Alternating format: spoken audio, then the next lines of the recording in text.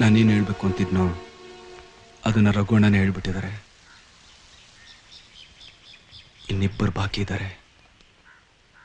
ಸತ್ಯ ನ್ಯಾಯ ಎರಡು ನೆಮ್ಮದಿಯಾಗಿರ್ಬೇಕು ಅಂತಂದ್ರೆ ಆ ತಂದೆ ಮಗ ಇಬ್ಬರು ಸಾಯಲೇಬೇಕು.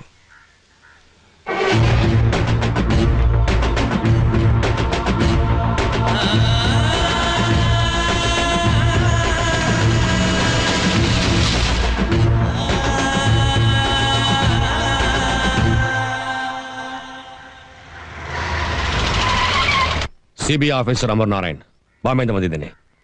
ನಮಸ್ಕಾರ. ಕೂತ್ಕೊಳ್ಳಿ ಸರ್. Thank you. ಶಾಸ್ತ್ರಿಗಳೇ, ನಿಮ್ಮ ಕಡೆಯಿಂದನೇ ಇಂದ್ರ ದೇವಸ್ಥಾನದಲ್ಲಿ ಕೆಲಸಕ್ಕೆ ಸೇರಿರೋದು. ಅವನ ಬಗ್ಗೆ ನಿಮ್ಗೆಲ್ಲ ಗೊತ್ತು. ಹೇಳಿ. ಈ ಇನ್ಸ್ಪೆಕ್ಟರ್ ನನ್ನನ್ನು ಪೊಲೀಸ್ ಸ್ಟೇಷನ್ಗೆ ಕರ್ಕೊಂಡು ಹೋಗಿ ವಿಚಾರಿಸಿದಾಗ ಸತ್ಯವಾಗೂ ಹೇಳ್ತಾ ಇದ್ದೀನಿ, ನನಗೇನು ಗೊತ್ತಿರಲಿಲ್ಲ. ಆದ್ರೆ ಈಗ ಎಲ್ಲ ಗೊತ್ತು. ಕಮಾನ್, ಟೆಲ್ ಮೀ, ಯಾರವನು? ಈಗ ಎಲ್ಲಿದ್ದಾನೆ? ಹೇಳೋಲ್ಲ. ಏಯ್, ವಯಸ್ಸಲ್ಲಿ ದೊಡ್ಡವರು ಅಂತ ಮರ್ಯಾದೆ ಕೊಡ್ತಾ ಇದ್ದೀನಿ.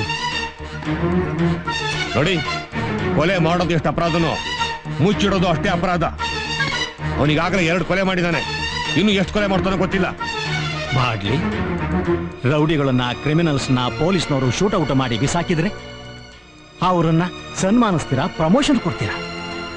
ಅದೇ ಕ್ರಿಮಿನಲ್ಸ್ನ ಒಬ್ಬ ಸಾಮಾನ್ಯ ವ್ಯಕ್ತಿ ಹೊಡೆದು ಬಿಸಾಕಿದ್ರೆ ಅವನನ್ನ ಗಲ್ಲಿಗೇರ್ಸೋದಿಕ್ಕೆ ಹಗಲು ರಾತ್ರಿ ಹುಡುಕ್ತೀರ.